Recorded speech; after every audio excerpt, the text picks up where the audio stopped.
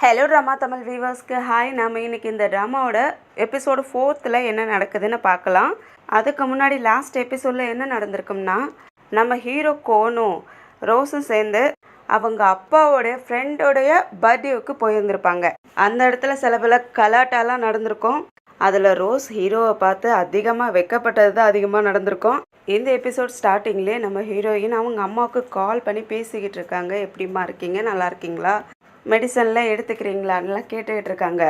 அவங்களும் தான் பொண்ணு வெளியூரில் இருக்கிறதால நீயும் பார்த்து இருந்துக்கம்மா, உன் உடம்பை பார்த்துக்கு, வேலைன்ட்டு வேலையை செஞ்சுக்கிட்டே சாப்பிடாத இருந்துறதுன்னெலாம் சொல்லி அட்வைஸ் பண்ணிக்கிட்டு இருப்பாங்க. அதுக்கப்புறம் ரோஸ் அவங்க தம்பிக்கு கால் பண்ணுறாங்க. அந்த சமயத்தில் அவன் ஒரு ஹோட்டலில் குக் பண்ணிக்கிட்டு இருப்பான். அந்த ஹோட்டலுக்கு நம்ம கோனுடைய தங்கச்சி யுவாங் இருக்கா இல்லையா, அவள் அங்கே வந்திருக்கா. அவள் அந்த ஹோட்டலுடைய ஃபுட்டை ரிவ்யூ பண்ணி யூடியூப்பில் போஸ்ட் பண்ணலான்னு நினச்சிட்டு அங்கே வந்திருப்பா. அந்த சமயத்தில் தான் ரோஸ் அவங்க தம்பிக்கிட்ட பேசிக்கிட்டு இருக்காங்க. அவனும் அவங்க அக்கா கிட்ட பேசிக்கிட்டு ஃபுட்டெல்லாம் ப்ரிப்பேர் பண்ணிக்கிட்டு இருப்பானா. அதுக்கப்புறம் அவங்க உள்ள வெயிட்டரும் அந்த சாப்பாடை கொண்டு வந்து டேபிளில் வைக்கிறான். அந்த பொண்ணும் ரொம்ப எக்ஸைட்மெண்ட்டாக இந்த சாப்பாடு ரொம்ப டேஸ்ட்டாக இருக்கும், அப்படி இருக்கும் இப்படி இருக்குன்னு புகழ்ந்துக்கிட்டு அந்த சாப்பாடை சாப்பிட வாயில் எடுத்து வைப்பா. ஃபுல்லாக உப்பாக இருக்கும் போல இருக்குது. கட் பண்ணு ஃபுல்லாக உப்பாக இருக்குது அப்படின்ட்டு உள்ளே போயிட்டு நம்ம ரோஸோட தம்பிக்கிட்ட இந்த சாப்பாடை நீங்களே சாப்பிட்டு பாருங்கள் எப்படி இருக்குதுன்னு சொல்லி கேட்குறதுக்கு அவனும் சும்மா அதை சாப்பிட்டு பார்த்துட்டு வச்சு இவ்வளோ உப்பாக இருக்கா அப்படின்ட்டு கொடுங்க நான் வேறு செஞ்சு தரேன்ட்டு அதை வாங்கிக்கிறான். அந்த பொண்ணு விளையாட்டு பொண்ணு தானே, கோவலாம் படலை. அவங்கிட்ட நல்லாவே பேசுகிறா. இங்கே இந்த மே பொண்ணு இருக்கா இல்லையா, அவள் வின்க்கு கால் பண்ணி நீங்கள் சீக்கிரமாக வாங்க கம்பெனிக்கு, நம்ம கம்பெனி இப்போ ரொம்ப மோசமான நிலமையில இருக்குது, பணம் நிறைய தேவைப்படுது, நீங்கள் இங்கே வந்தால் தான் சரியாக இருக்குன்னு சொல்லிக்கிட்டு இருக்கா. அவனும் இப்போதைக்கு என்னால் அங்கே வர முடியல, அதனால் வீட்டோட பத்திரத்தை அனுப்பு, அதை யாருக்கிட்டையாவது அடமானம் வச்சு அந்த பணத்தை கட்டலான்னு சொல்கிறான். அந்த சமயம் ரோஸா அங்கே வந்துடுறாங்க. இது எல்லாத்தையும் கேட்டுடுறாங்க. என்ன வின், உங்கள் வீட்டை போயிட்டு அடமானம் வைக்க போகிறீங்களா, வேறு எதுவும் வழி இருக்கான்னு பாருங்களேன், வீட்டெல்லாம் அடமானம் வைக்காதீங்கன்னு சொல்லிக்கிட்டு இருக்காங்க. அதுக்கு எனக்கு இப்போ வேறு வழி இல்லை, என்னுடைய கம்பெனி போயிடும் போல இருக்குது, இப்போ என் கம்பெனி பேங்க் கரப்டில் போய்கிட்டு இருக்கு, அதனால் நான் ஏதாவது பண்ணி ஆகணும். ரோஷ், நீ வேணா எனக்கு ஒரு ஹெல்ப் பண்ண, என் மாமனார்கிட்ட இருந்து எனக்கு கொஞ்சம் ஹெல்ப் பண்ண சொல்லி கேள. எனக்கு இப்போ 50 மில்லியன் தேவைப்படுது, அவர்கிட்ட கேட்டு கடனாக எனக்கு வாங்கித்தான்னு சொல்லி கேட்டுக்கிட்டு இருக்கான். அதை கேட்டவுடனே அவங்களுக்கு ஷாக் ஆகிடுது. என்ன சொல்கிறேன், என்னாலலாம் முடியாது, நான் அவருக்கு மகளாக நடிக்கிறதுக்கே எனக்கு பயமாக இருக்குது, இதில் வேற பணம் வேற கேட்கணுமா, என்னாலலாம் முடியாது அப்படிங்க. ரோஸ், நீ மட்டும்தான் எனக்கு ஹெல்ப் பண்ண முடியும், ப்ளீஸ் பாரேன், எப்படியாவது எனக்கு ஹெல்ப் பண்ணுன்னு சொல்லி கெஞ்சிக்கிட்டு இருப்பானா. அதனால அவங்களும் யோசிக்கிறாங்க. அடுத்த நாள் காலையிலே மார்க்கெட் சைடு வந்துடுறாங்க. அங்கே உள்ள கடைகள்லாம் இங்கே அங்கன்னு தேடி பார்த்துக்கிட்டு இருக்கக்குள்ளேயே மழையும் வந்துருமா.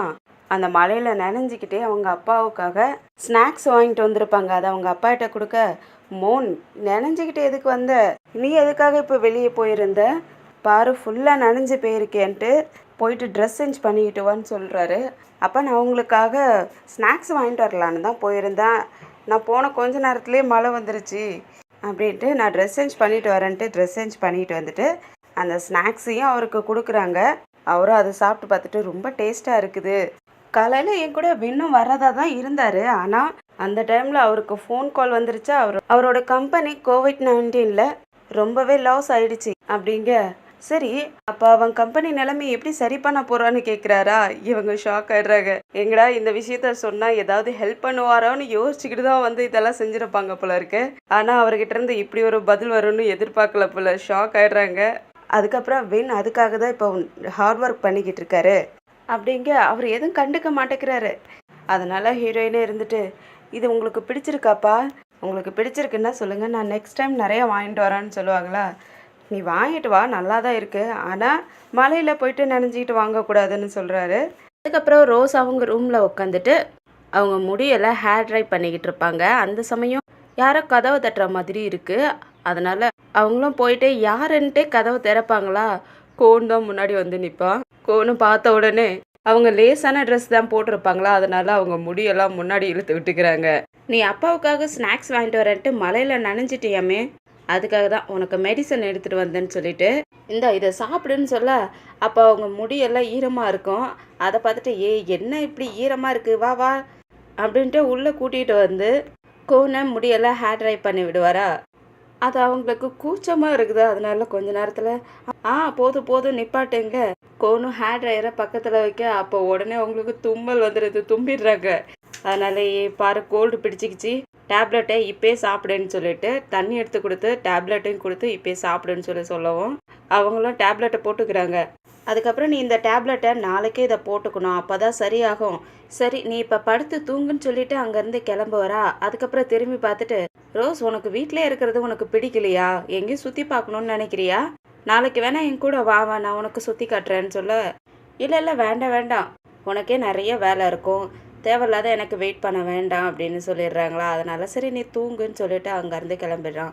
அதுக்கப்புறம் அடுத்த நாள் காலையிலே ரோஸ் எழுந்துடுச்சு, வெளியே எங்கேயோ போகிறதுக்காக கிளம்பிடுறாங்க. அந்த சமயம் கோன் கொடுத்த டேப்லெட் முன்னாடி இருக்குமா, அதை பார்த்துட்டு அந்த டேப்லெட்டே எடுத்து போட்டுக்கிட்டு கோனை நினச்சி பார்த்து ப்ளஷ் ஆகுறாங்க.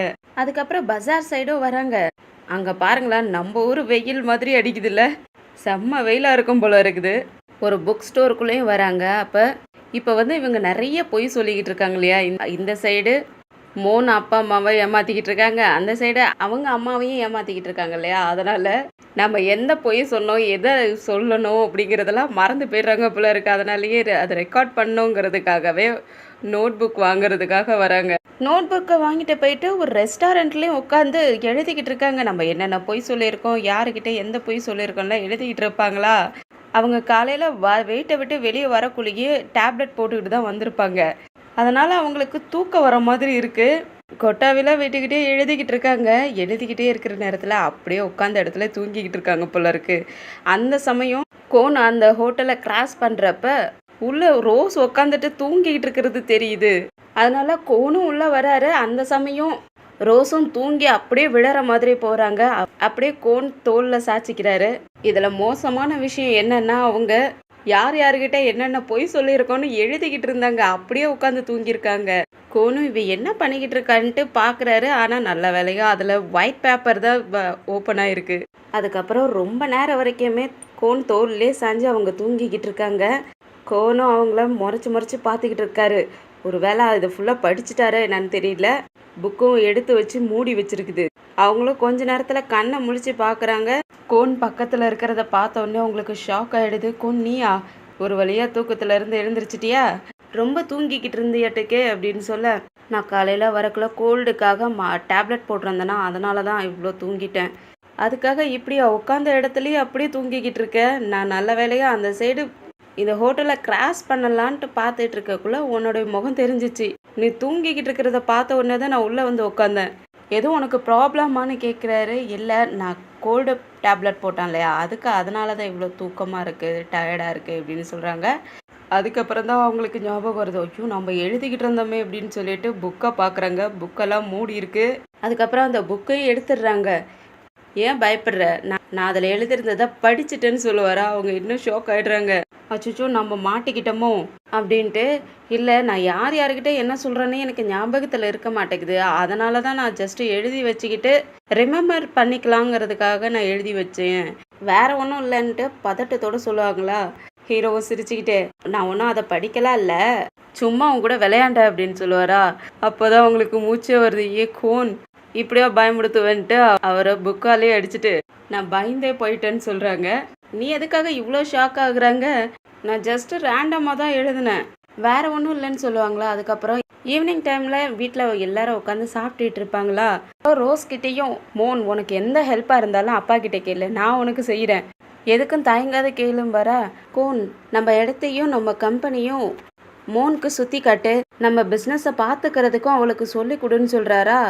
கோனும் சரிப்பா நான் செய்கிறேன்னு சொல்ல, ஆனால் ரோஸ்க்கு தான் ஷாக் ஆகிடுது. இல்லை அது எப்படி பாசிபிள் ஆகும்னு சொல்லுவாங்களா. எல்லாருக்குமே ஷாக் ஆகுது, என்ன இது இப்படி சொல்லிக்கிட்டு இருக்கா அப்படின்ட்டு. அவங்க என்னதான் இருந்தாலும் ரோஸ் தானே, மோன் இல்லைல்ல, அதனால அது எப்படி நாம் செய்ய முடியும்னு அவங்க யோசிக்கிறாங்க. இவங்க எல்லாரும் மோனையே பார்த்துக்கிட்டு இருப்பாங்களா. மோன் இருந்துட்டு, அது எப்படி முடியும், எனக்கு பிஸ்னஸ் பற்றிலாம் ஒன்றுமே தெரியாது, அதுக்காக தான் சொல்கிறாம்பாங்களா. அவங்க அப்பா இருந்துட்டு, ஓ அதுக்காக தான் சொன்னியா, நீ சடனாக இப்படி சொன்ன உடனே எனக்கே ஷாக் ஆகிடுச்சு தெரியுமான்னு சொல்லி பேசிக்கிட்டு இருக்காரு. கோனுக்கு முகத்தில் கொஞ்சம் கோவத்தோடு பார்க்குற மாதிரியே தெரியுது. வின்னை முறைச்சி பார்த்துக்கிட்டு, மூன் எங்கள் ஃபேமிலி பிஸ்னஸை பார்த்துக்கிறதுக்கு வின்க்கு பிடிக்கலையோ அப்படிங்கிற மாதிரி கேட்பாரா. அதுக்கு உடனே ரோஸ் இருந்துட்டு, இல்லை அப்படிலாம் ஒன்றும் இல்லை, நானும் வின்னும் பேங்காக் போக போகிறோன்னு சொல்ல, ஏன் வின் பேங்காக்கு வந்தே ஆகணுமான்னு சொல்லி உனக்கு ஆர்டர் போடுறானா? ஆனால் இங்கே அப்பா என்ன சொல்கிறாரோ அதுதான் செய்யணும். அதனால நீ பேங்காக்கெல்லாம் போகக்கூடாதுன்னு சொல்கிறாரு. அவங்களும் வேறு வழி இல்லாமல் சிரித்து வச்சுக்கிட்டு இருக்காங்க. அந்த சமயம் பார்த்து அவங்க தம்பிக்கிட்டேருந்து கால் வருது ரோஸ்க்கு. அதை பார்த்தவொடனே வெண்ணும் எடுக்காதன்னு சைகை காட்டிக்கிட்டு இருப்பான். வெளியே போய் பேசிட்டு வரேன், இந்த மாதிரி முக்கியமான கால் வந்திருக்குன்னு சொல்லிட்டு வெளியே போய் பேசுகிறாங்க. அவங்க அம்மா ஸ்லிப்பாகி விழுந்திருப்பாங்க போல இருக்கோ. ஹாஸ்பிட்டலில் திரும்ப அட்மிட் பண்ணியிருக்காங்க. ரோஸோட தம்பிக்கு செம்ம கோவமாகுது. நான் எப்போ பார்த்தாலும் அம்மாவை நானே பார்த்துக்கிட்டு இருக்கேன், என்னோடய வேலையை கூட பார்க்க முடிய மாட்டேங்குது, நீ வேற அங்கே போய் உட்காந்துக்கிட்ட, எல்லாத்தையும் நானே பார்த்துக்க வேண்டியதாக இருக்குது, எனக்கு ரொம்ப கஷ்டமாக இருக்குது, என்னோடய வேலையை விட்டுருணுமா அப்படின்னு சொல்லிட்டு அவங்க அக்காகிட்ட கத்திக்கிட்டு இருக்கான். அதுக்கப்புறம் அவனையும் கொஞ்சம் சமாதானப்படுத்தி, நீ இப்போ பார்த்துக்க, நான் சீக்கிரமாக வந்துடுறேன்னு சொல்லி சமாதானப்படுத்திடுறாங்க. அதுக்கப்புறம் வீட்டுக்குள்ளேயே வந்துட்டு மோன் அப்பா கிட்ட, நானும் இன்னும் பேங்காக்கு போகணும்னு சொல்ல, அவங்க அப்பா எதுக்காக நீ போகணும்னு நினைக்கிற, யார் உனக்கு கால் பண்ணான்னு கேட்குறாரு. அதுவா ஹாஸ்பிட்டல்லேருந்து தான் கால் வந்துச்சு, இப்போ அங்கே நிறைய பேஷண்ட்ஸ்லாம் வந்திருக்காங்க, ஆனால் ஒர்க் பண்ணுறதுக்கு டாக்டர்ஸும் கம்மியாக இருக்காங்க, நர்ஸும் கம்மியாக இருக்காங்க, அதனால் நான் அங்கே போய் ஆகணும்னு சொல்லுவாங்களா. அவங்க அப்பா கோன்னு திரும்பி பார்க்க, கோன் எனக்கு ஒன்றும் தெரியாதுங்கிற மாதிரி பார்க்குறாரு. அதனால் அவங்க அப்பாவுக்கு செம்ம கோவம் ஆயிடுது. உங்கள் அப்பா இங்கே சிக்கா இருக்கேன், நீ என்னை பார்த்துக்கணும்னு நினைக்கலல்ல, நீ முதல்ல என்னை பார்த்துக்கு, அதுக்கு எவ்வளோ செலவாகுதோ நான் பார்த்துக்கிறேன்னு சொல்லுவாரா. அதனால் வென் சமாதானப்படுத்த ஆரம்பிச்சிடறான். இல்லை அவள் தெரியாத பேசிட்டா, இப்போ கோவிட்-19 வேற வந்துருச்சு இல்லையா, அதனால் நிறைய கம்பெனிங்கெல்லாம் இழுத்து மூடிக்கிட்டு இருக்காங்க. அந்த மாதிரி என்னோட கம்பெனியும் இப்போ லாஸில் போய்கிட்டு இருக்கு, அதனால எங்களுக்கு கொஞ்சம் மணி ப்ராப்ளம் இருக்குது, அதுக்கு நாங்கள் சுற்றிக்கிட்டு இருக்கோம், நாங்கள் முதல்ல இந்த ப்ராப்ளத்தெல்லாம் சரி பண்ணிக்கிட்டு அதுக்கப்புறம் 3 கொண்டு வந்து நான் இங்கே விடுறேன் அப்படிங்க.